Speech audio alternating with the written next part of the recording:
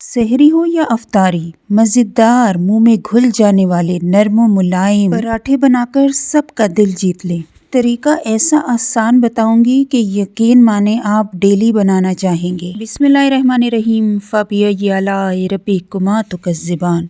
यहाँ पे मैं लूँगी सबसे पहले उबले हुए आलू। आलू अच्छे से उबले हुए होने चाहिए और मैश करेंगे मैशर से। आप चाहें तो ग्रेटर से ग्रेट भी कर सकते हैं।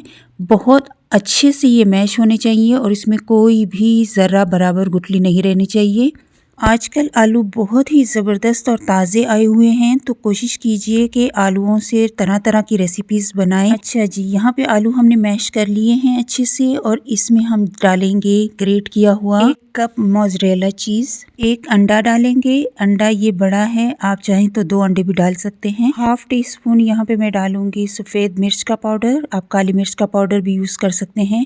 नमक डालूंगी 1 टीस्पून। 1 टीस्पून से थोड़ा सा मैंने ज़्यादा ऐड कर दिया था, 1 चुटकी बराबर। अजवाइन लूँगी 2-3 चुटकी और अच्छी से हथेली पे मसल कर इसको डालूँगी। 1 छोटा चम्मच कुटी हुई लाल मिर्च यानी दड़ा मिर्च डालेंगे। अब मैं डालूँगी 1 कप भर के मैदा। पहले 1 कप डाला है और दूसरा कप इसके बाद डालूँगी। पहले इसको अच्छे से मसल के इसमें ऐड करेंगे, मिक्स करेंगे। जब 1 कप अच्छे से मिक्स हो जाए तो इसके बाद दूसरा कप ऐड करेंगे। मकसद ये है कि इसमें अच्छे से मैदा मिक्स हो जाए, क्योंकि इसमें हमने चीज़ भी ऐड की है और अंडा भी ऐड किया है। उसकी वजह से आटा यानी मैदा हल्का हो जाता है, पतला हो जाता है। तो यहाँ पे मिक्सिंग अच्छे से करेंगे। 2 कप मैदा जो मैंने ऐड किया है, तो 2 कप हमारे आधा किलो मैदे यानी 500 ग्राम मैदे के बराबर है। तो ये अच्छे से अब हमने इसको गूंदना है मसल कर, ताकि बिल्कुल अच्छे से आटा गूंद जाए। अगर आपने मिक्सिंग बहुत अच्छे से नहीं की होगी तो आपके पराठे भी अच्छे नहीं बनेंगे और फट जाएंगे।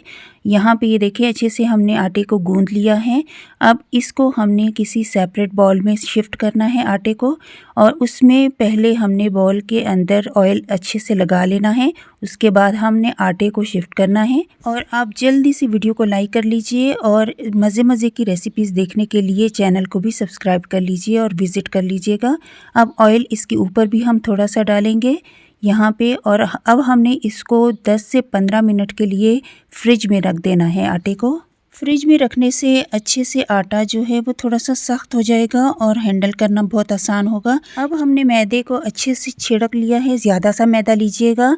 अब 1 बाय 1 हमने एक पेड़ा लेना है। तमाम पेड़ों को एक जितना या बराबर या बहुत ज़्यादा पहले से आपने बनाकर नहीं रखना, क्योंकि ये आटा बहुत लूज़ हो जाएगा फिर। यहाँ पे अच्छे से खुश्का लगाते हुए हमने पेड़ा बना लेना है।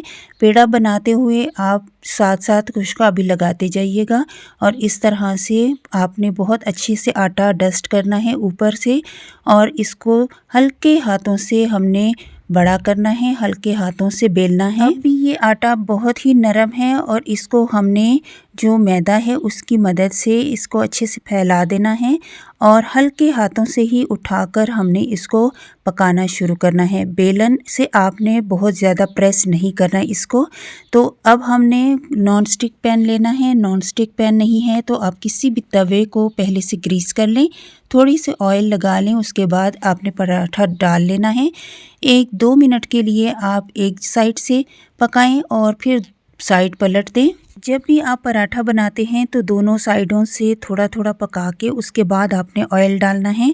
और इसमें तो ऑयल डालने की ज़्यादा ज़रूरत भी नहीं पड़ेगी, क्योंकि इसमें चीज़ हमने ऐड किया है, तो उसी की मदद से ही पराठा इतना सॉफ्ट नरम मुलायम बनते हैं कि बिल्कुल भी ज़्यादा ऑयल या घी डालने की ज़रूरत नहीं है। तो यहाँ पे ये देखें मज़े के पराठे हमारे रेडी होते जा रहे हैं, और यकीन मानिए इतना ज़बरदस्त टेस्ट था ना इसका कि आप सहरी तो सहरी अफ्तारी में भी बनाना चाहेंगे। तो है ना कितना आसान तरीका। आपने इससे पहले आलू के इतने ज़बरदस्त यमी से और नरम मुलायम से पराठे कभी नहीं खाए होंगे। तो मेरे तरीके से इसको बनाइएगा, इंशाल्लाह सब बहुत पसंद करेंगे। तो यहाँ पे अब हमारे पराठे हो गए डन। इंशाल्लाह फिर मिलूंगी नेक्स्ट न्यू लेटेस्ट नई रेसिपी के साथ। टिल देन अल्लाह हाफिज़।